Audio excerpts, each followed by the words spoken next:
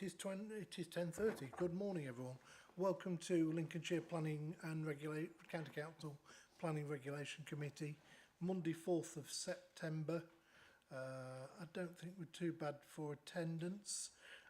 We've had the fire alarms this morning, so if you hear a fire alarm, please leave the building in an orderly fashion to the rear of me, congregating the car park.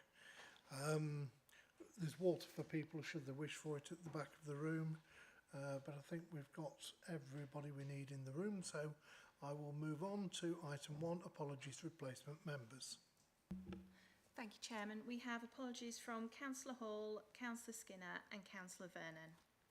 Thank you. Items 2, declarations of interest. Anybody want to declare anything? Can do now or at any time in the meeting. Seeing nothing being declared at this moment, then I'll move on to item 3. Minutes of the previous meeting, 31st of July, previously been circulated. I'm quite happy to move them from the chair. I will point out, going back to apologies replacement members, my vice chairman isn't here, but she is attending online, so I must state that she's had a little bit of an issue, but she is in attendance. So going back to minutes of the previous meeting, 31st of July, proposed by myself, seconded by Councillor Smith. All in favour, please show now. Thank you. That is not unanimous. Those against, any abstentions? One abstention. That explains why. You weren't here. Thank you. That's no problem. Okay, so I'll move you on to traffic items. 4.1 is Legbourne Road, Louth, proposed extension to 30 miles an hour. Jan, please. Thank you. Good morning. I'm Jan Gibson, the Programme Leader for Traffic. The first report today relates to a speed limit extension at Louth on Legbourne Road. Next slide, please. We're just to the southeast of the town centre on the B1200. Next slide, please. There's been some new developments along here, and the Town Council asked us to assess for an extension to the 30 mile an hour limit. Speed survey indicates a mean speed of 34 miles per hour, which makes it a borderline case, and therefore at the discretion of this committee we can proceed with a 30 mile an hour extension order if the committee approves. Thank you. Thank you. So I'm opening it to committee. Councillor Ashton, please. Happy to move, Mr. Chairman. Okay. Councillor Smith. Happy to second it, Chairman. Thank you. Are there any other speakers? Therefore proposed and seconded. All in favour, please show. That is unanimous. Thank you very much. So I'll move you on to 4.2, which is Merriam Fen, Horncastle Road, proposed extension to waiting restrictions. Again, back to you, Jan. Thank you. A new renewable energy site has been approved at Wood Enderby, and the specified route to it is via the A155 and Horncastle Road in Merriam Fen. The Parish Council had concerns about HGVs struggling to get through this junction because of on-street parking. Our observations suggested that this was the case, so we've proposed at Appendix B, next slide please,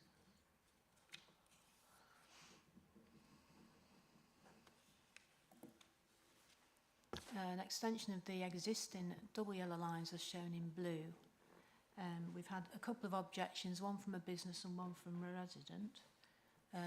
The business has concerns that this will affect their business as customers will not be able to park close to the business, and the resident objects on the basis that they will lose frontage on street parking should the restrictions be introduced. Our recommendation is that these objections are overruled on the basis that the junction needs to be kept clear of parking so that large vehicles can negotiate it safely. Thank you.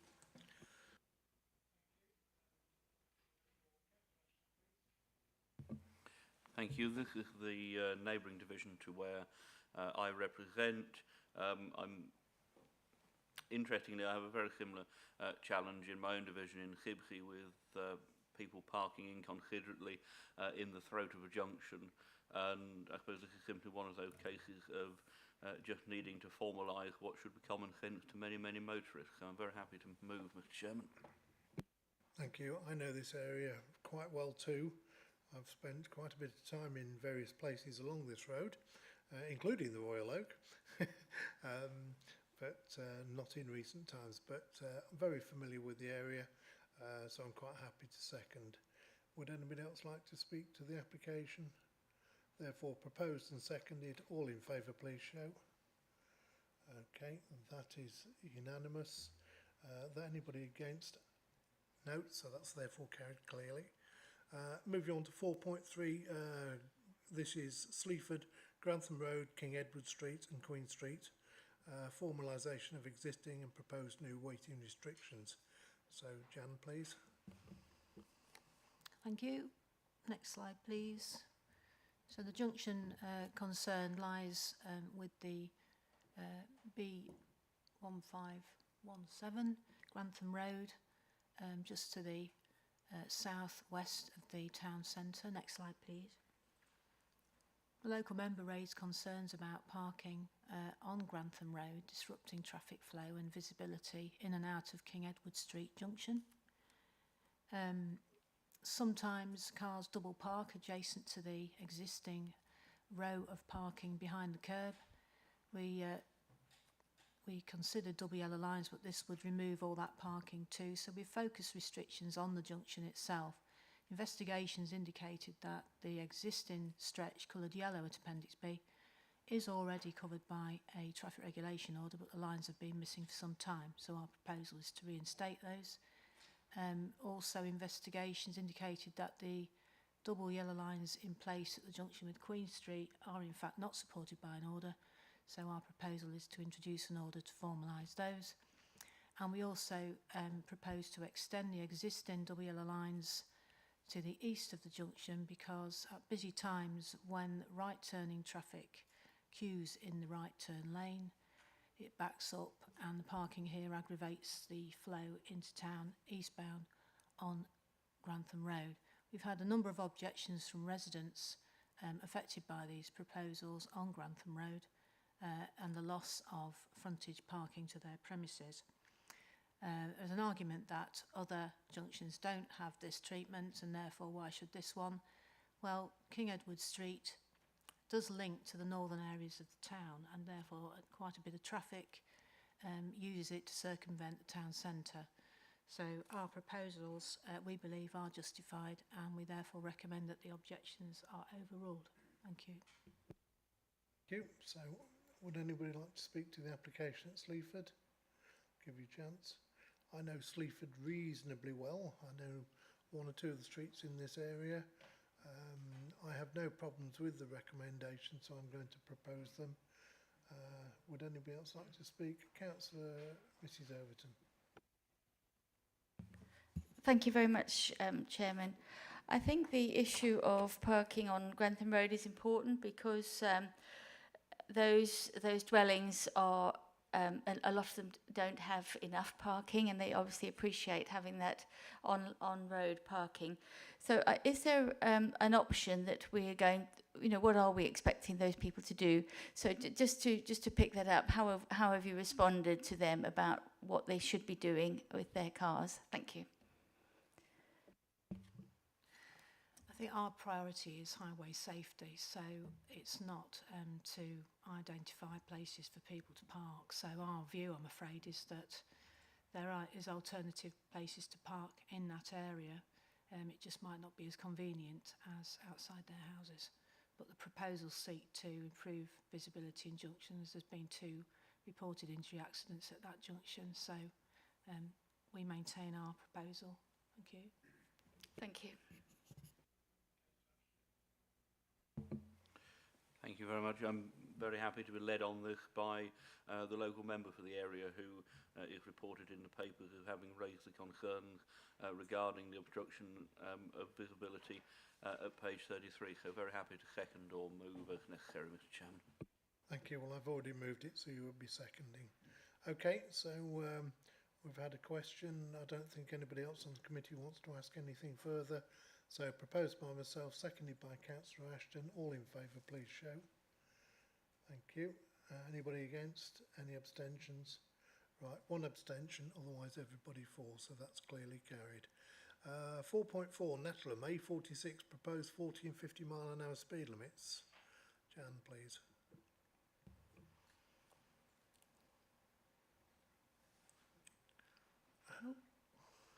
We've got a picture of Charlotte. No. Thank you. So we're on the A46 adjacent to the village of Netlham. Next slide, please.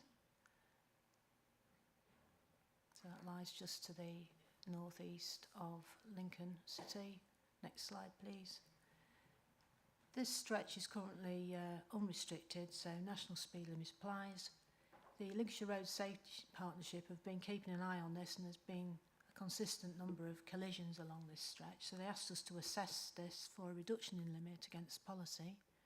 We carried out 3 sets of speed readings. The set to the north gave a mean speed of 49.5, which allows us under the policy to extend the existing 50 at Netlham Heath further southwards. Excuse me.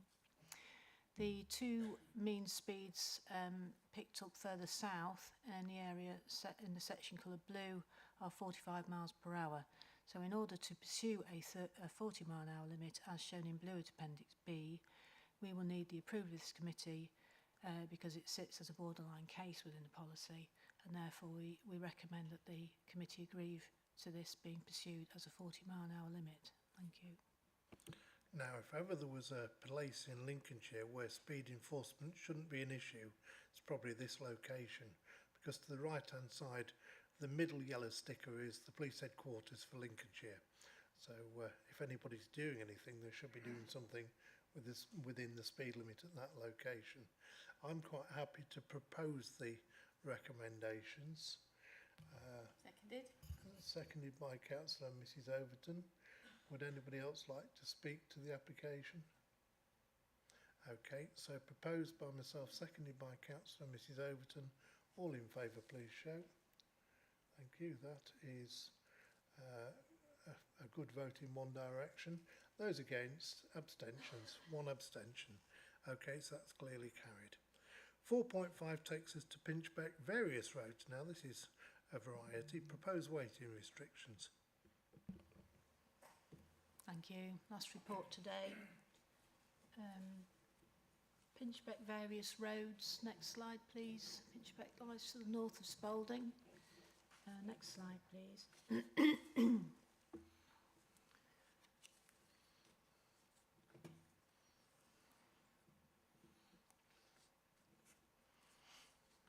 So a large primary school sits within a residential area, and it has 2 accesses into that area, which generates quite a lot of parental parking, causes a few issues for traffic flow and residents. The school wanted a school safety zone, but we tend to prefer to pursue an enforceable restriction, so we've proposed a number of waiting restrictions as shown in red and part-time ones in blue, as shown on the slide here. Next slide, please.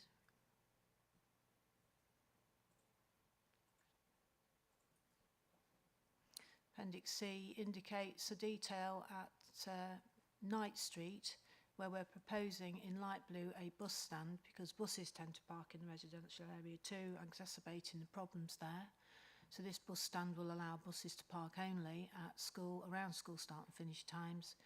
We're introducing a part-time waiting restriction in line with that, because when the bus stand is in use, it potentially blocks this B road, and therefore we're applying the restrictions on the north side at the same time, a third of which will take in an existing H-bar to protect private access. I've had objections from a business on Knight Street that this will take away customer parking and increase parental parking in their large private car park. And we've also had a number of objections from residents in Forge Crescent, where we're proposing waiting restrictions in the turning head, concerned about loss of parking for visitors and themselves. Our observations indicate that parking in these areas does cause issues, particularly for pedestrians and school children coming out of the school accesses. So we would recommend that all these objections are overruled so that we can introduce these proposals as advertised. Thank you. Thank you. Councillor Pepper, please. Thank you, Chairman. I do know Pinchbeck and its roads reasonably well. I note the request has come from the school on highway and safety issues. We've all seen it, haven't we? Parents, they want to park as close as they can to the school. None of them seem to have legs these days and want to walk very far. Seems a sensible recommendation to me, all these, and I'm really happy to move it, actually. Thank you. You, Councillor Reid, please. Thank you very much. To endorse what Councillor Pepper said, it's an area that I pass through quite frequently, and I think there's two things here. One is the congestion, and the safety aspect, which we're trying to improve and endorse. But secondly, what also happens through Pinchbeck at these times, particularly school arrival and departure times, is it's putting extra pressure on the residential area of people going round the side roads. Even I've learned how to do that, and so I think it's perfectly understandable, and I'd like to second the proposal. Thank you. Are there any other speakers? Seeing none, it's therefore proposed by Councillor Pepper, seconded by Councillor Reid. All in favour, please show now. Thank you. Anybody against? Any abstentions? There again, that's clearly carried. Thank you very much, and thank you, Jan. That's 5 reports and dispatched within reasonable time, I think. But must be good work coming from your department. So, we'll move on to county matters applications. 5.1 will take us to West Deeping. So, Mr. Willis, the floor is yours. Yeah, thank you, Chairman. Good morning, members. As I say, this item takes us to West Deeping. It's 2 applications in one report relating to Breeden's West Deeping Quarry. The applications both seek to amend the working scheme attached to different planning permissions which affect the mineral extraction operations at the site, and effectively seek to reduce the standoff distances that currently exist between the working areas and existing properties which are within the site's boundary. Just wait for the slides to load. Thank you. Okay, if we can move on to the first slide, please. So in terms of location, the site itself is located to the west of Market Deeping, the northeast of West Deeping Village, and north of the 1175, and King Street is just to the east. If the next slide, please.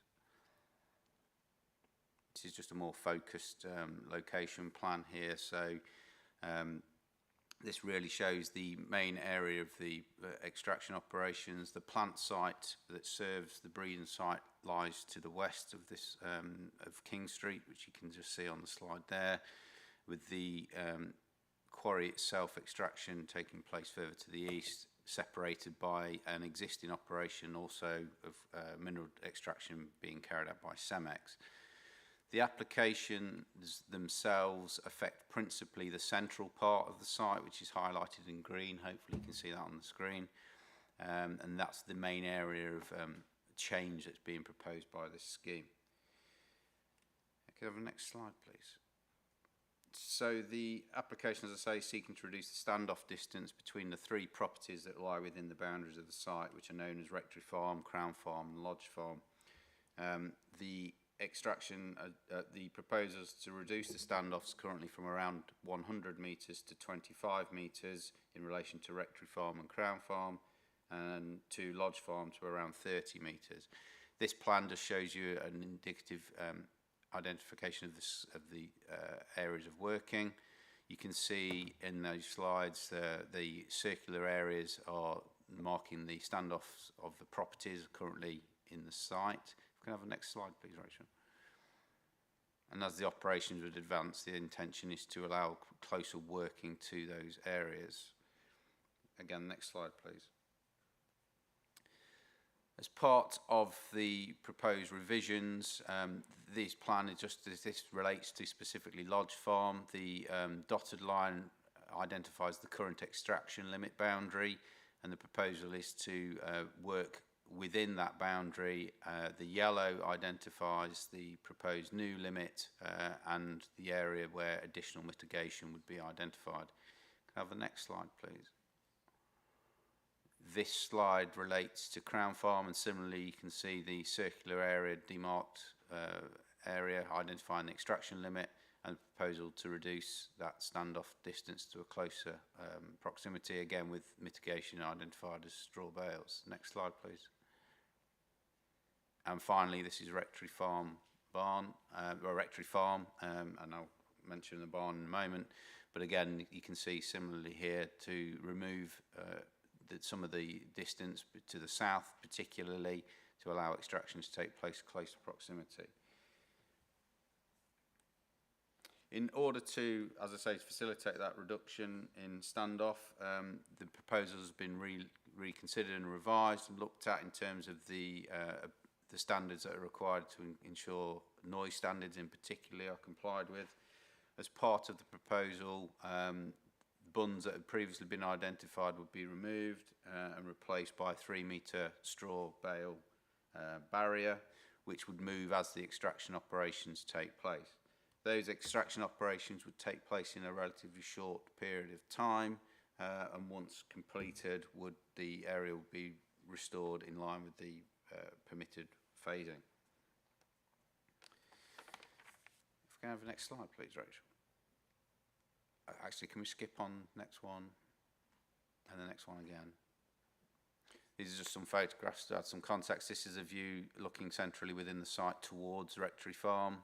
That's the buildings and complex there on the right on the screen. The next slide, please. So again, that's another view of Rectory Barn. You can possibly just make out in the foreground some of the bunds exist in that area there. Next slide. This is an area of landscape woodland that was put in originally around Lodge Farm. It would be removed as a consequence of the extraction. As you can see, it's not particularly mature. It was planted some years ago, but hasn't fully established. Next slide, please.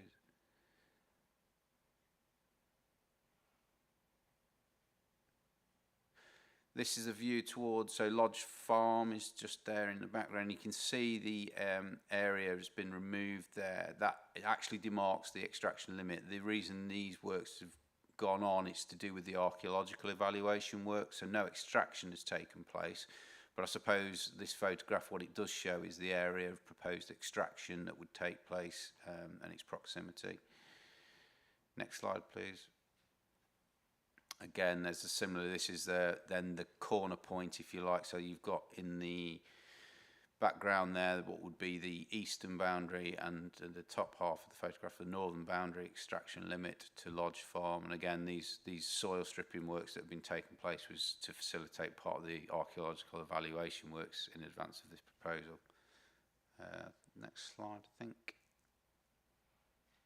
And this is the northern end, again, an area that currently forms part of the standoff area, which shows the area would be removed as under this current proposal. I think that's the last slide. Yeah, thank you. Can you just go back to the restoration plan, please? And the next one. Oh, yeah, sorry. Back. That's it. Thank you. I'll come back to that.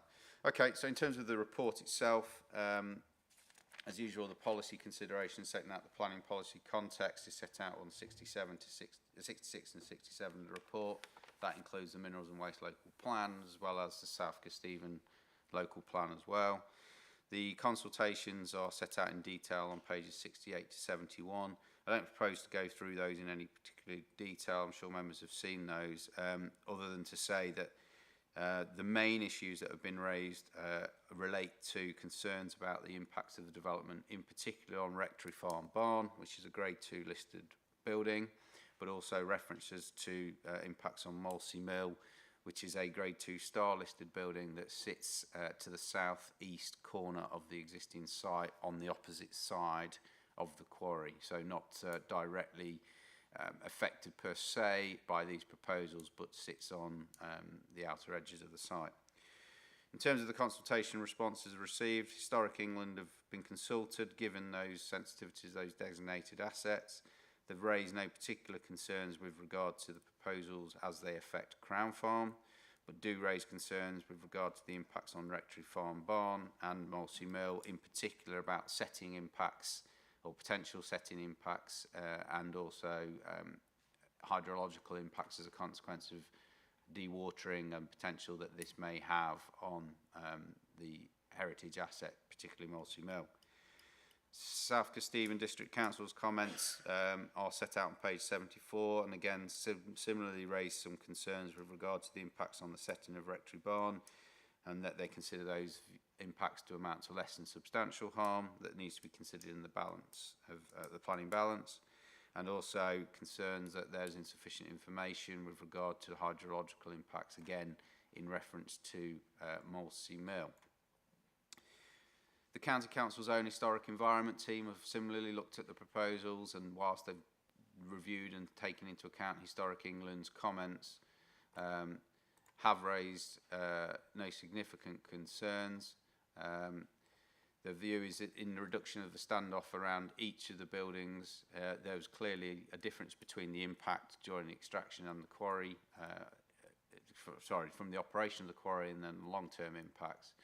And whilst it's accepted there'd be some previously unforeseen impacts on the setting of those properties as a consequence of these proposals, those aren't considered to be any greater in terms of impact than the original development, subject to the mitigation that's been proposed. In terms of third-party representations, we've had 30 representations submitted in total. That's against both applications. Those concerns, again, are set out on pages 72. They relate to concerns to do with planning creep, that there's potential further changes to the scheme, concerns about historical and continuing impacts of noise, dust and loss of amenity. There's concerns raised regarding that the reduction of standoff could set a precedent that would be replicated in future as part of future proposals, and also concerns again which relate to concerns about the impacts in particular on setting of Molesey Mill and hydrological impacts. Drawing those, all of those considerations as usual are considered in detail in the report in the conclusion section, which commences on page 75. I guess the first aspect to consider is the need aspect. As I say, this application is dealing with two Section 73 applications, as they're referred to amend the working scheme affecting the quarry. In amending the working scheme, it would give rise to the release of additional reserves which had otherwise not been previously consented. Those reserves amount to around 200,000 additional tonnes of sand and gravel, and would be worked in conjunction with the existing operations. In considering that, the County Council therefore needs to consider it against the policies and the provisions it has in place for release of new mineral reserves, and they're set out again within detail in this section on particularly page 76. In terms of proven need, in assessing any application, we need to look at what the land bank is in terms of mineral reserves as it stands in the county at the time of determination, and the latest information we have on land bank reserves in the county was published published for reserves at the end of 2022, which showed that we had a land bank of 9.62 years, which is above the minimum 7 years identified in the MPPF and as required by policy M3. However, that land bank and those distribution of those reserves is not even across all the production areas in the county. That's a county-wide land bank, so there is a higher proportion of some reserves in other areas of the county as opposed to perhaps in other production areas.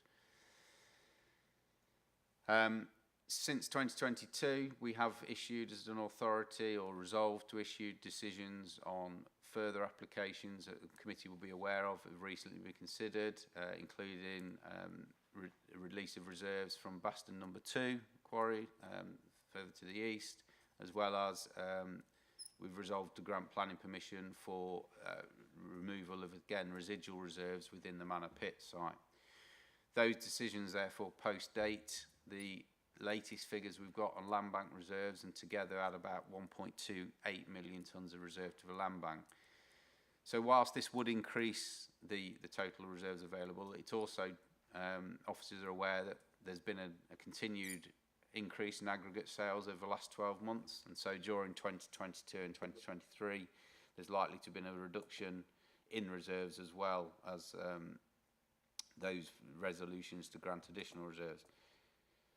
The conclusion effectively is that whilst there would still be, it's likely that there's a land bank of around and above 7-year minimum advocating the MPPF and policy M3, that minimum shouldn't be seen particularly as a barrier to allowing the release of new reserves where they can be achieved in appropriate locations with minimal effects.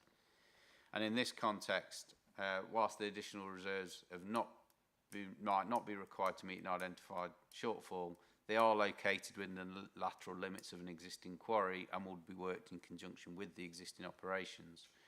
They are a valuable resource which is in demand, and the operations and the impacts associated with their working will be temporary, short-term in nature. And once extracted, the additional areas would be restored and capable of being restored as part of the ongoing restoration proposals and therefore assimilated into the wider landscape. The MPPF confirms that great weight should be given to the benefits of mineral extraction, and officers' view is that these additional reserves would make a positive contribution to ensuring a sufficient land bank is maintained. In terms of the environmental issues and the impacts that have been considered, as again, landscape and visual impact has been an issue that's been raised in particular with regard to the impacts on the 3 residential properties sit within the site. The additional areas would be worked, as I say, in conjunction with the existing operations. Additional mitigation measures have been identified and embedded into the scheme to provide both advanced planting along the northern and eastern boundaries of Lodge Farm, but also the temporary straw bale barrier. Whilst that would in themselves give rise to new landscape and visual effects, which also affect the setting of Rectory Barn, those impacts would be temporarily reversible, and following completion would enable land to be restored to a suitable condition. So it's overall it's satisfied that those landscape and visual impacts are not significant and therefore acceptable. I've mentioned noise. Noise, the barrier, the straw bale barrier would provide an element of not only visual screening but attenuation, noise attenuation. Existing conditions remain on the planning permission that set noise limits, and the assessment that's been undertaken as part of this application, notwithstanding the removal of the soil buns, shows that with the barrier and using a smaller excavator, noise limits would still be capable of being complied with, which is below the 55 dBA limits that's set on the existing planning permission. If I can just refer to the restoration plan quickly. So this is just to put it in context, this is the existing approved restoration plan. And again, you can see particularly in the southern end and the north and central, which is Rectory Barn, the circular element which reflects the standoff as currently. If you can just go to the next slide, please, Rachel. By way of comparison, this proposal would remove and reduce some of those standoffs, so kind of getting rid of some of those artificial circular islands that have been created, arguably create a more natural aspect in terms of following field boundaries.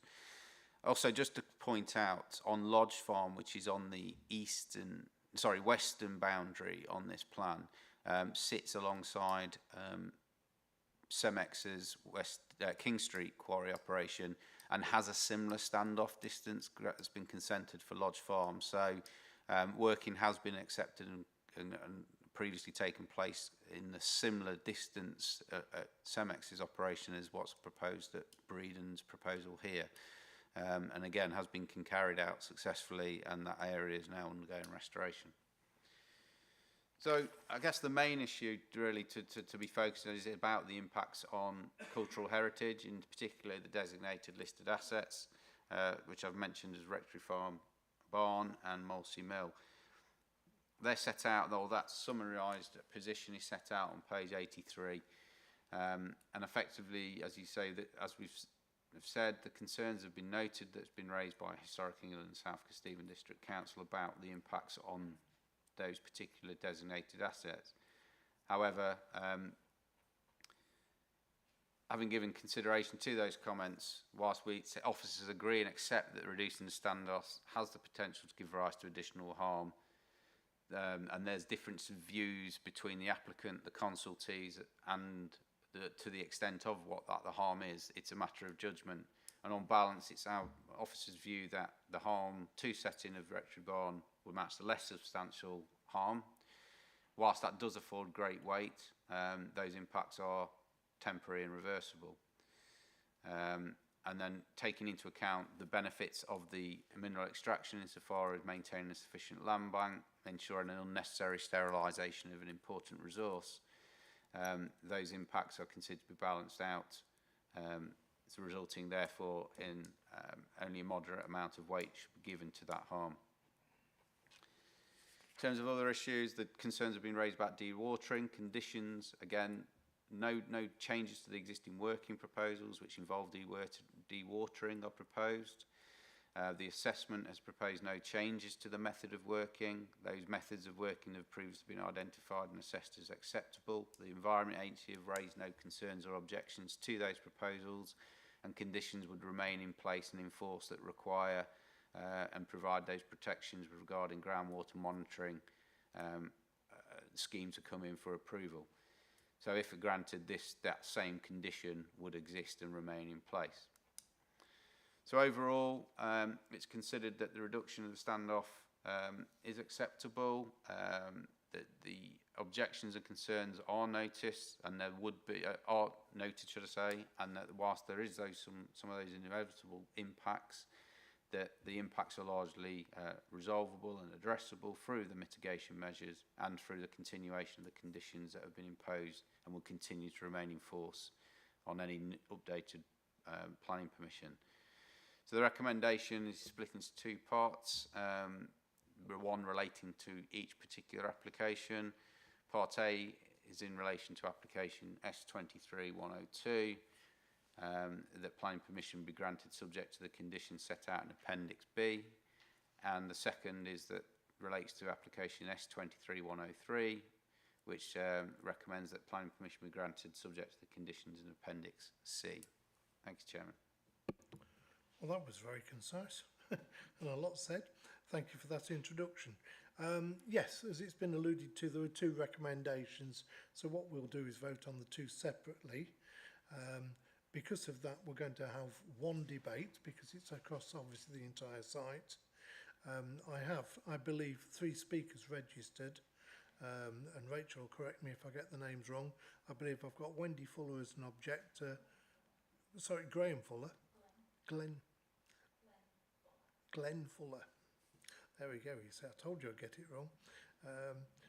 I've got Graham McGee, thank you, as an objector, and I've got Jenna Conway, who's in the meeting room with us at the moment.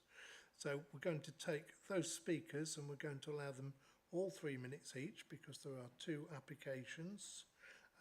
So Jenna Conway will get the opportunity to come back twice, should she wish, and then we will open it to committee.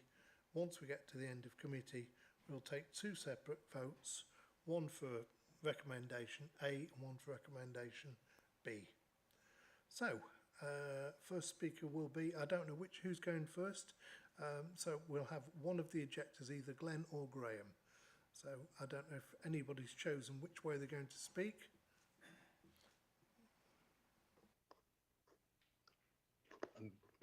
Hi there, I'm Glenn Fuller. I can speak first if that helps. Thank you very much. Okay. Firstly, thank you for letting me speak. Sorry, let's get the camera on. And thank you. I live at Molesey Mill and I'm chairman of the West Ealing Parish Council. We here at Molesey appreciate very much the need, and in West Ealing the need for the mineral. In fact, we've lived with minerals and waste on our minerals and quarries on our doorstep just across the road for over 70 years now. We appreciate the good work that the minerals and waste team at Lincolnshire do, and we understand very much the need for that mineral. That's the first point. We do appreciate all that. All we are asking for is that an appropriate balance be recognised between obtaining that mineral and extracting it from and people's lives and the policies that are in place to protect people's lives, people's homes, people's jobs and people's health. When the quarries were first put there, the mitigation and the standoff distances were put in place for very good reasons. These are to protect all those people who live there from the air quality, from the noise, from everything else that is associated with the detrimental effects of quarrying, of which there's many. Fundamentally, those effects are still the same. There's been no difference in that. Yes, ways of working might have got a bit better, but to come within 25 meters of someone's home doesn't seem an appropriate balance to anybody. In most of the country, in most of the main planning authorities, often 250 meters is the required standoff distance. I can show you many examples of that between quarry workings and people's homes and lives. The Institute of Air Quality Management guidance on mineral dust sets a bare minimum at 250 meters. The area of search for quarries in South Lincolnshire, the preferred area that Lincolnshire County Council want to have quarries in South Lincolnshire, covers 85 square kilometres approximately, of which only 10 has so far been quarried. The whole of Lincolnshire is some 7,000 square kilometres nearly, and yet in this application people want to come within 25 metres of people's homes to get to wring the last remaining mineral out of the ground. There has to be an appropriate balance. The mineral isn't unnecessarily sterilised there as it's put in the reports, and there must be, again, much more appropriate locations to extract that mineral. It's not appropriate to come to within 25 metres of people's homes to extract that last bit of mineral from people's lives. In 2019, when Breedon submitted their further application, this quarry has been going on for very many years, further application to extend the West Deeping quarry, they acknowledged the severe effects the quarry has, and they said they had no intentions to reduce those 100 metres buffer zones. So to keep it very brief, that is our main concern. I'd like to, we rely on you, our councillors, our elected councillors, to protect us from these applications that skew the appropriate balance. And it is important, please, that you do protect us. There are as many policies in Lincolnshire's policies to protect people as there are, and we understand the vital extraction of the mineral and how important it is. But there's also policies there to protect us, and we rely on the councils to protect us because the officers have targets they have to hit, and the quarry companies have to hit those targets in coordination with the officers, and they have to get those targets and those land banks. So it's very easy for people to lose sight of the appropriate balance of the mineral extraction of the site. Thank you. Thank Well, you. I've given you a very generous 3 minutes there, so thank you. I appreciate you working remotely, so we'll work from that side. So the next one, I believe, is Graham McGee. Okay. Swap seats. Oh, I see. Okay, everyone's in the same room. Excellent. We're in the same room. No communication problems here then. So when we're ready, we'll reset and away you go, please. We're ready. Good morning, I'm Graham McGee, and I also own Molesey Mill opposite this application site. We object to this application as custodians of a Grade 2 star listed historic Lincolnshire watermill. Guided by successive families from the 10th century, its setting and context are as valuable to its listing as its stones. We're fighting on behalf of the Molesey family, who from 1760 built everything we see today. The Rileys, this was Bridget Riley, the most famous living 20th century British artist today, who has had her formative years in the house in the 1950s. It was also the home from which the Van Geese ran Britain's biggest banana business for 30 years until 1984. The mill, its people and the surrounding fields are what made the building it is today. Molesey and West Deeping want no more quarry. This reduction in standoff comes within 25 metres of a listed building whose only protection will now be straw bales. SKDC have objected. Our district council have said no more. Historic England have objected, the body responsible for protecting our built environment and the legacy of those who lived and worked in West Deeping for 1,000 years. Historic England have said no more. Yet Lincolnshire still say yes. Yes to open cast mining to the doorstep of a listed barn. Yes to continued delays of restoration and a landscape destroyed. Yes to not bothering about the whole impact of many, many planning applications in our local area. A huge solar plant development at Mallows Pass is only 3 miles away. Langtoft and Baston No. 2 quarry less than a mile. Anglian Water are coming underneath us with a huge new water pipeline. There will be no land left in this area that has not been dug up or buried, and no road not gridlocked with lorries. Say no today and turn the tide on the destruction of this tiny corner of South Lincolnshire and the cumulative impacts of all those applications. Thank you very much. Thank you for your comments. So we'll now revert back into the chamber, and I believe we've got Joanna Conway, if you'd like to come down. I don't know if you'd like 3 minutes or 6 minutes. The choice is yours on this one, I think. No problem. So when you're ready and you're sitting comfortably, the floor is yours.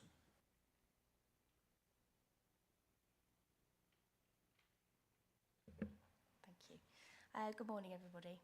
My name is Jenna Conway. I'm a planning consultant at Heaton's. We've prepared the planning applications before you, and today I'm representing Breeding Trading Limited. At the time of submission of the application, there was around 3 years production and permitted reserve remaining at West Deeping Quarry. This is now closer to 18 months to 2 years. The additional 200,000 tonnes of sand and gravel would secure an additional 6 to 9 months to the overall life of working. It also ensures that Breedon are not needlessly sterilising economical and viable sand and gravel reserves that could not feasibly be worked later once the site's restored. The proposed extraction areas are within the confines of the main overarching planning permission boundary areas. There are no lateral extensions to the existing site proposed. The reduction in standoff distances allows for the maximisation of the reserves as part of existing phases of development, and whilst the site is already open and it's operational. Principles of restoration remain unchanged from that previously approved, but would allow for better simulation and grading of levels between the worked and unworked areas, removing these more defined and incongruous island features. Whilst not considered EIA development, Breedon have put forward applications supported by environmental and technical assessment work to consider the level of impact on receptors and the local environment.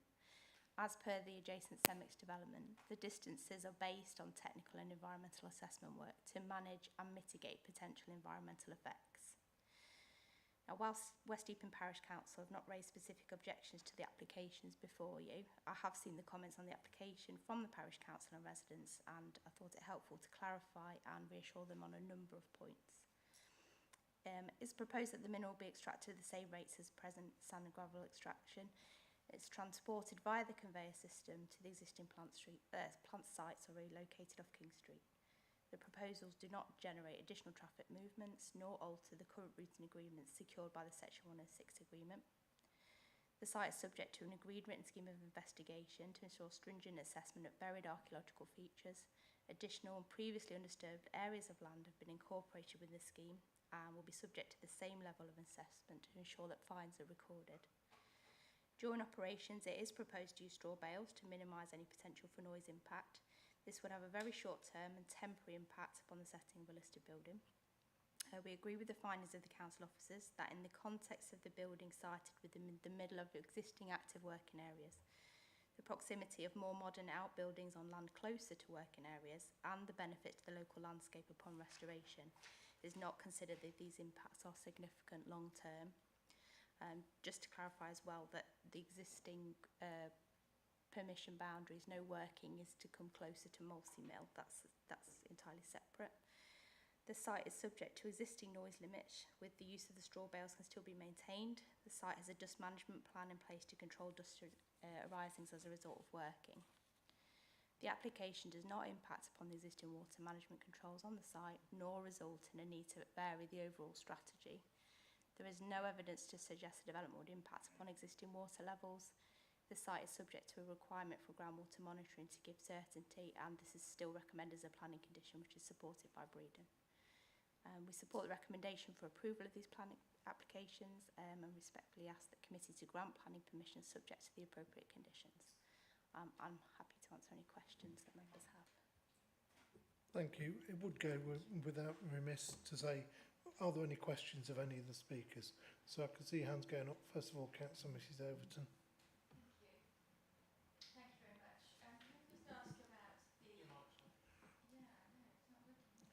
Should be. Okay. Thanks. Thank you very much.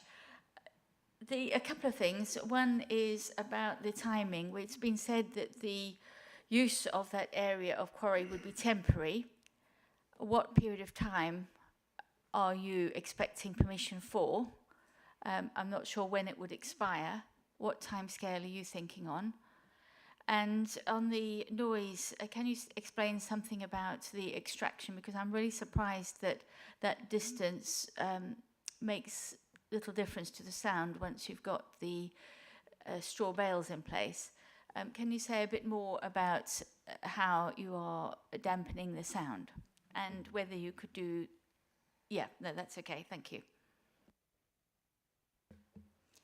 Thank you. In terms of timescales, working's to carry on within the existing phasing of the operation, so we're not looking to extend the overall life of workings beyond what it already has consent for. It will fit into the existing phasing. It's just that additional reserve secures the additional 200,000 tonnes. Sorry, that doesn't really answer the question. Yeah, thanks. What timescale are you working on? I know you say it's written down, but I can't see it at the minute. What timescale are you... How long are you expecting to be using that for? This temporary, how long? It's been said to be temporary. How long is it? Thank you. Sorry, so the additional reserve secures 6 to 9 months of reserve. I don't know off the top of my head. Mark, do you know what the timescale, the permission expiry date is? Off the top of your head, I'm not sure. Yeah, the planning permission, the ROMP permission, has actually got an end date of 2042. But obviously that might finish earlier than that, subject to the extraction. I think Ms Conway's already mentioned that the reserves are around 3 years estimation at the point that the application was made. So the ultimate end date on the planning permission is 2042, but it could be quicker than that. Thank you. Councillor Carrington. Thank you, Chairman. Councillor Mrs Overton has really anticipated my question, but I still want to try and drill into this a little bit more because I am concerned. In the course of your comments, I think I'm right in saying you said that the additional reserves would amount to approximately 9 months of additional working. We're now being told that that's within a timescale that runs through to 2042. What I suspect, Councillor Mrs Overton, and certainly I am trying to drill down to, is exactly what incremental impact, both on neighbour amenity and on active impacts on the setting of the heritage asset would be. My first thought when you said 9 months was, so they wouldn't really object to a condition limiting works on this particular part of the site within the new boundaries to, be it 9 months, be it 12 months. So my question to you is, would you, if we chose to impose one? So the area that we're looking at is not just one single phase of development. It's part of phases of development for the existing working bits of the quarry. So one bit that affects Rectory Farm might, for example, take 2 months. Another area that's taking out additional land might take 3 months, but it's part of the overall phasing for working the whole quarry. So when we made the application, there was 3 years worth of reserves remaining at West Deeping Quarry. So we're now closer to 2 years. So should you agree that we can have this additional 200,000 tonnes? If we were looking at 9 months maximum, that extends the life of the quarry to 2 years and 9 months as of now, plus at any time it needs for restoration. So as Mark's confirmed, can't believe that went out of my head, but we have a 2042 end date. It's not looking like we're working anywhere near to 2042 as an end date. There's no lateral extensions beyond what we're proposing as part of this application, which is internal to the existing quarry boundaries. Once that is worked, we're talking, 3 years as a maximum amount of time as of now. 2 months, 9 years as of now. Chairman, through you, if I could just ask a supplementary. I'm grateful for that answer. But am I right then in thinking that what you are saying is that it is not possible to add an additional, it's not possible to treat this additional resource in a way which is discrete and would allow us to impose a time limit on it? I think the concerns that some of us have are to the impact on residents and on the heritage building. And on the one hand, we have you saying 9 months, and then the 9 months is within a context of a potential 2.5 to 3 years. But if the extant consent runs to 2042, frankly, you could pack up, go away, come back. The whole thing could switch on and switch off forever and well, not forever and a day, but certainly through to 2042. So is there a way out of this, that this can be more discreetly packaged or not?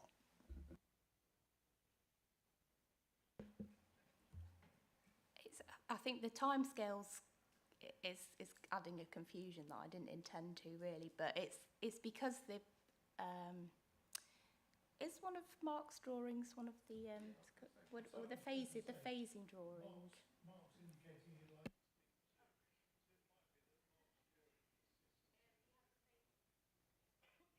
Yeah, Rachel, please. That's exactly what I was going to say. Can you bring the phasing plans back up, please? I think the point here is, as has been alluded to, the next one. Sorry, I think back again, up again, and the next one. So you can see. Sorry, go back. Yep. So yeah, so the additional areas of working would form part of the existing phases, and I think the difficulty we'd be talking about here is then defining a specific time limit for a sub-phase of a phase, if you like, but also that time frame in terms of the total period equates to all of those phases. So as I think as Conway's referenced, if you take, for example, the first slide, stage A there, that talks about the phasing towards Lodge Farm, which also incorporates some of the working to Crown Farm in the southern end. It'd be very difficult, I think, to kind of impose a sub-time limit phase on a specific area, because that specific area, and if I go on to the next slide, Rachel, Rectory Farm, you can see, is worked at a later stage. So I think it'd be very difficult to subdivide that and put the different time frames on for sub-stages within phases.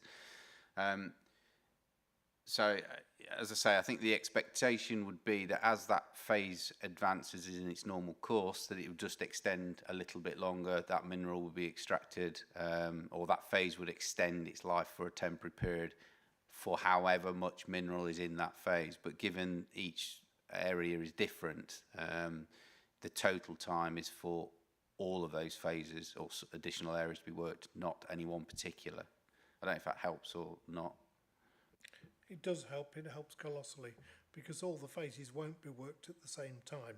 So therefore, although it adds a little bit onto each part, the machinery will go in one direction, then it'll be removed and go in another direction, hence introducing the various phases.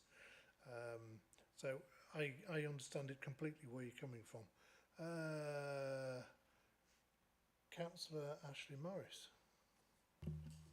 Thank you, Mr. Chairman. I mean, I'm sure this has already been gone over, but it just seems to me what we're saying to the residents and obviously the objectors is that while we reassured them on the previous planning application that this was the deal and that's what they were sort of agreeing to, we're now just shifting the goalposts, which seems not what we're supposed to be doing at all, because if people have got no end timeline and people need well, it could be this, you could have this, you could have that. Although it's a relatively short period of time, it does seem a really wrong thing to do. If planning's been granted for one thing, this is now a sort of creep. And I think it upsets and particularly in this instance, will enrage quite a lot of people. I mean, it's only really a comment rather than a question, but anyway, thank you. Right, so I'm going to put some structure to this debate in that, are there any further questions of the applicant? And then we will move to the debate. My earlier question wasn't answered. Thank you. So your earlier question? About the mitigation measures on sound. Thank you. Thank you. So the use of straw bales, effectively a bit like we would use soil bunding for noise mitigation. It effectively puts a barrier or a screen up to mitigate against a noise impact. So we've done the assessment or calculations based on there being nothing there at all, and there is the flexibility to be able to work closer with the original 100 metres with no screening in place. to be able to work the distances we are to acceptable levels to make sure we can still comply with those 55 limits that are part of the current planning permission.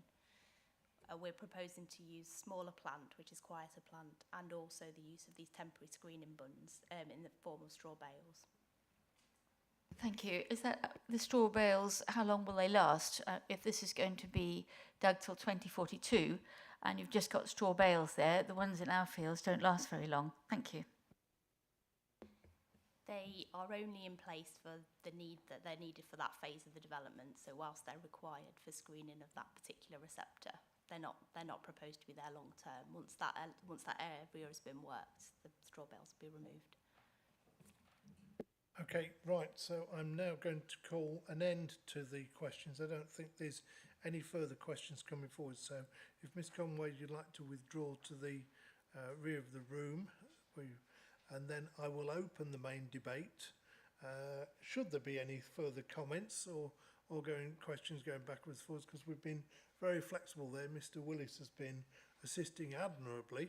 I would normally say to Mr Willis now, is there anything you'd like to add to the meeting prior to opening to debate?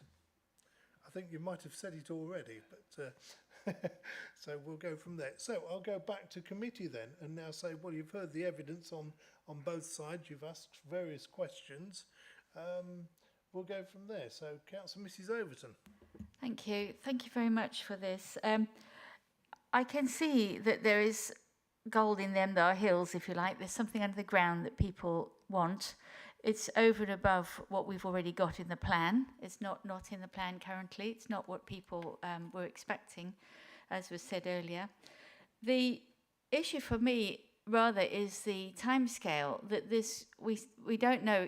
We think there's about 3 years worth there, but it could be on and off, and could be those people could be living with it till 2042. A few straw bales to me just isn't adequate for a quarry to be within 25 metres of somebody's private property. I think I would really struggle to have a quarry moving within 25 metres of my private property, and I'm sure most people would struggle with that. And so I'm really unhappy with this. I think it sets a precedent. You know, what's going to happen with the next one that's also within 25 metres of a property?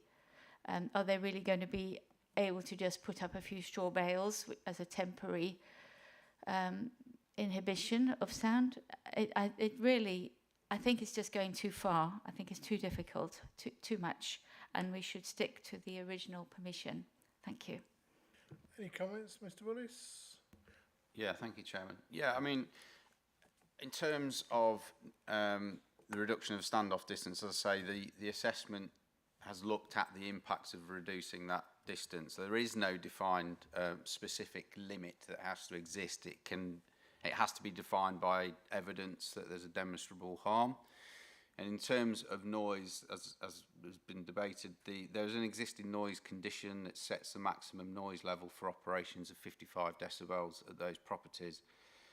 The assessment that's been conducted that takes into account the straw bales, the reduced distance and the use of smaller plants shows that the noise levels would be at Rectory Farm and Crown Farm 54.1 and 53.9, so below the 55 dB limit, and at Lodge Farm it would be 52.6. So I understand and appreciate where those concerns come from. The difficulty would be if it was to be refused on the basis of a feeling that it's too close. It's not evidence to defend at an appeal based on the information that's been provided, that there are mitigation measures in place that make sure that those conditions are adhered to. Thank you. Councillor Smith, please. Thank you, Chairman. I'm going to take a slightly different tack on this, and it's not to say that I don't share the concerns that Councillor Overton has alluded to, but I take Mark's point clearly, and that is why when I was going through this myself, I came on that specific issue to that same point. However, on the heritage issue of this, I must say I do find SKDC's point and Historic England's point exceedingly persuasive, which is from the bottom paragraph of page 70 to the bottom page of 73 to the bottom and the bottom page of 75 around that actually through dewatering and through this application, it is not easy to assess what the long-term harm to this asset, to these heritage assets, will actually be once this process has finished, because it will alter the land around them. And I think on heritage grounds, Mr. Chairman, I don't think that there is the evidence before us, certainly from my perspective, that would satisfy me that no long-term harm will be done. And obviously we are acutely aware of our duties under the National Planning Policy Framework and the various sections of the Town and Country Planning Act of 1990 around the great weight that we have to give to heritage assets. I also note the comments around the number of permissions we actually have that are extant for works around mineral extraction that haven't started, and that actually this, in the grand scheme of things, yes, it's a sizable amount, but actually in the grand scheme of things, it's actually quite small beer, to use an expression, Mr. Chairman, and the harm, I don't think, is evidenced how this will be mitigated long-term or permanently. And I think on those, for that reason, around the heritage side of things, Mr. Chairman, I don't think that we should allow this application. Thank you. Mr. Willis? Yeah, thank you, Chairman. Again, I guess a point to make here is, again, Molesey Mill sits outside the site, and this proposal affects working within the existing lateral footprint of that site. The ROMP, which was the review of the mineral permission, which was recently done, was considered fairly recently on this site. The method of working, which includes dewatering, was considered, and the impacts on groundwater were considered at that stage, and has been deemed acceptable. There's no change in terms of the working scheme, and insofar as therefore it affects Molesey Mill, there is no change to the working scheme and the conclusions that were drawn previously. I think I mentioned in my comments before, there is a planning condition that exists on the ROMP permission that requires a groundwater monitoring scheme to come in when they enter phase, I think it's stage D. That condition would be continued to be enforced if this application to be successful. So that would provide, as it did before, the protection and the protection and the confidence about ensuring that that groundwater monitoring process will be continued to be adhered to. In terms of the comments by Historic England, I'd just like perhaps make a distinction as well. I mean, if I can draw members' attention to page 70, Historic England have reviewed the assessment, and they haven't objected. They say they have concerns, and with regard to concerns, their concerns were that they disagree with the applicant's assessment that there will be no setting impact. So that's one point, and officers have already said, well, we do accept there is a setting impact. It's about what degree that impact is acceptable. And Historic England have actually said that whilst they disagree with the applicant's assertion there's no additional harm, that harm is fairly small in the context of the wider impacts already set in place. Therefore, whilst Historic England has concerns about the proposal, it's for the Mineral Planning Authority to weigh that harm against the public benefit. And I think, again, I've alluded to within the report, that planning balance aspect has been dealt with in detail within the report. So I'm satisfied that, yes, there is a difference of opinion between perhaps South Kesteven's historic environment officers. There is a difference of opinion about what harm on setting exists between the applicant and Historic England. But the County Council's own historic environment officers have satisfied that the impacts when considered are no greater than the existing situation. Thank you, Chair. Councillor Ashton. Thank you. I think alongside many colleagues, I'm struggling significantly with this application, not least given that as recently as 2019 there was mitigation put in place around standoff distances, as the current report makes clear at page 79 at paragraph 34, that the combination of current standoff distances, screening bunds and planning conditions were there to ensure the occupiers of those three properties are protected from the exposure of noise and other issues of amenity. It is troubling that These were felt to be necessary but 4 years ago, and now no longer appear to be so. It feels that it comes down, in my mind, to two things. First of all, in respect of historic buildings, and for this I would restrict my comments to, I think, Rectory Farm, which I understand is the one that is grade 2 listed. Insofar as how temporary are these works going to be? You know, are we looking at the impact of on the setting of a historic building? And how temporary is that likely to be? And it's very interesting picking up the questions of Councillor Carrington and Councillor Overton around this. My understanding is that what we're dealing with is effectively to vary a condition. So with the application that's before us today, I don't see there'd be any grounds, any room for us to impose a broader condition on those 3 stand-off zones in order to give the confidence that I would need that the impact is certainly on the historic setting is going to be incredibly temporary. In fact, going by the application that's before us, it could well last until 2042, which feels, whilst it is of course temporary, it feels a very long temporary. The other aspect, beyond historic buildings, comes down once again to amenity. And I appreciate that there are noise assessments and that suggest that with the straw bales in place and the other mitigation, that this could be reduced, will be reduced to within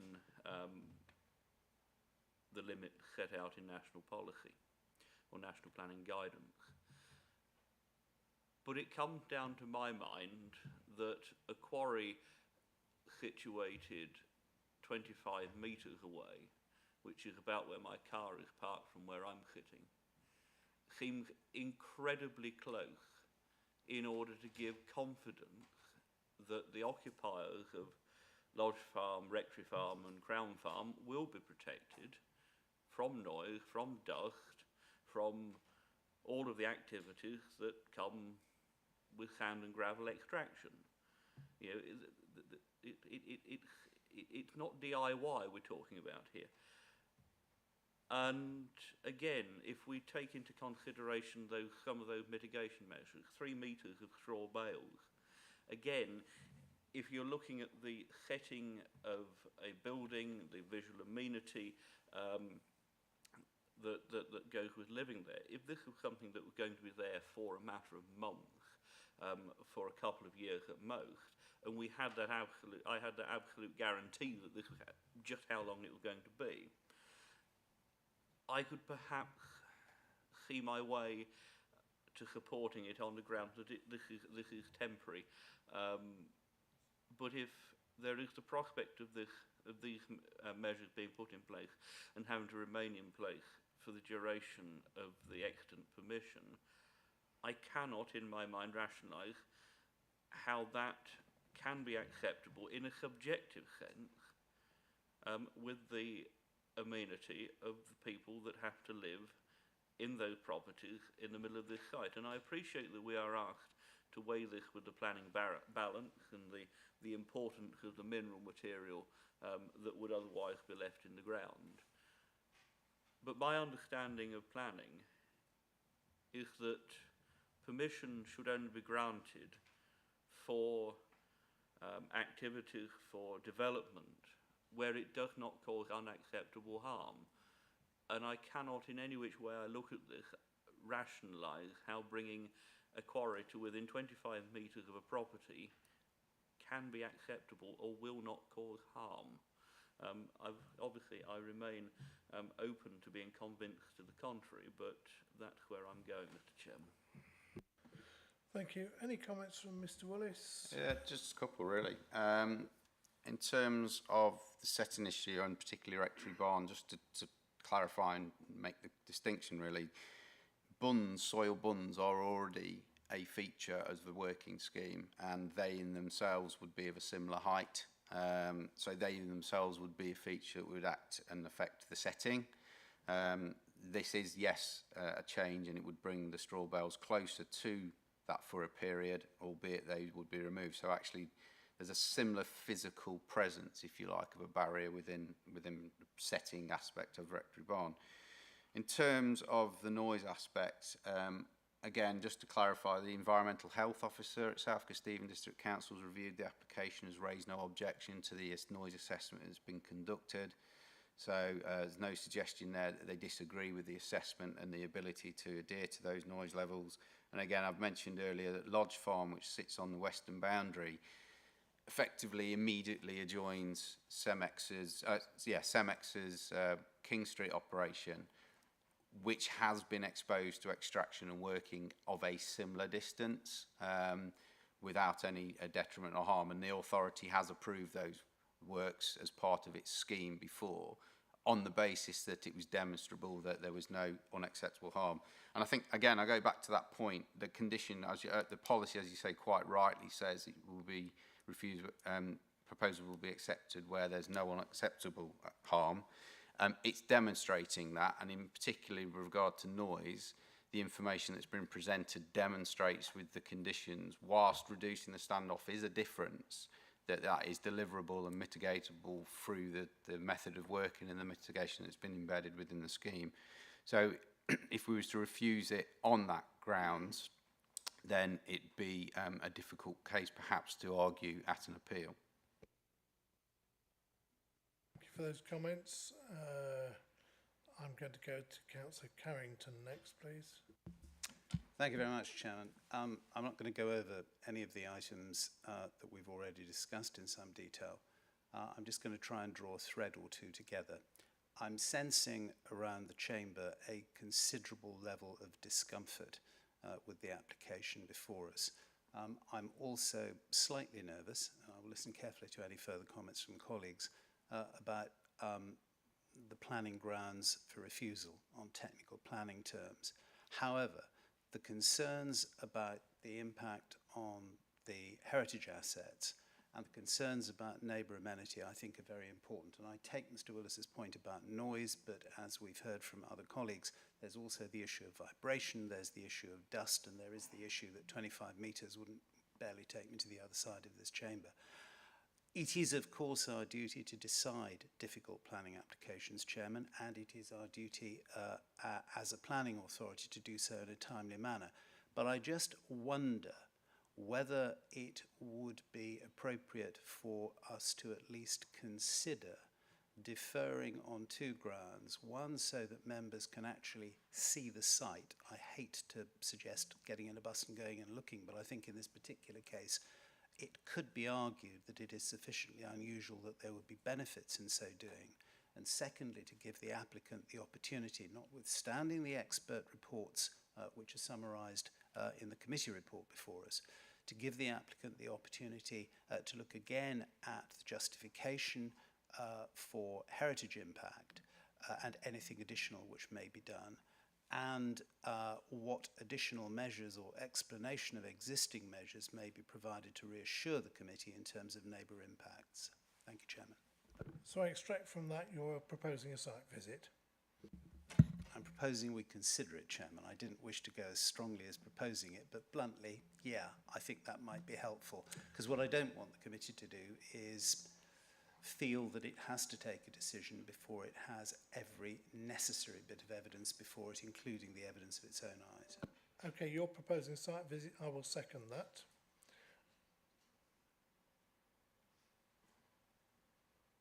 And rather than take it to a vote at this stage, this is for both recommendations, for A and B. Okay, so are there any alternate proposals? So the proposal is for a site visit, proposed by Councillor Carrington, seconded by myself. All in favour, please show now. That is unanimous. So we'll go and have a look, and we'll bring it back to another committee and take into account the various comments that have been made by councillors. Hopefully that information can come forward at a future point. Mr Willis, are you wishing to speak? Yeah, please. I just wanted to clarify, Councillor Carrington, please. You mentioned a couple of things there in terms of follow-up or further information. Could you just clarify those? So just mindful, we don't want to just go for a visit and come back with no new information. No, indeed. And the two areas that I was particularly concerned about, and I think it would be helpful if the applicant bore this in mind in the time allowed to them during the preparation of the site visit, were heritage impact, justification thereof, and any potential additional mitigations, and neighbour amenity impact, with particular emphasis not only on noise, and it would be helpful to have someone explain in detail on site the efficacy of the particular method proposed, straw bales, but also the issues which have been mentioned by members of dust and indeed of vibration, because if we're digging great clods of ground out within 25 metres of a dwelling, there will be vibration impacts as well. So all amenity impacts, those are the two themes, please. And what we will do is we will advise with regard to this site visit, because I don't think it's something we can instantly pick up and run with today. There's a bit of work to go around organising transport, etc. So, Chairman, I would just say that I made that suggestion in the knowledge that whilst we are bound to take decisions in a timely manner, it didn't seem to me from what the applicant had said earlier that there was a particularly pressing need to deal with this one urgently. Certainly, I agree with you. Okay, so if we're happy with that then, we've obviously taken a vote, so we go from there. Okay, I have no further business, so I'm going to call the meeting to a close. It was a long debate, but I think it's a useful debate. You know, we'll go and have a look. It's the best thing we can say. Okay, meeting closed, 11:56. Safe journey home.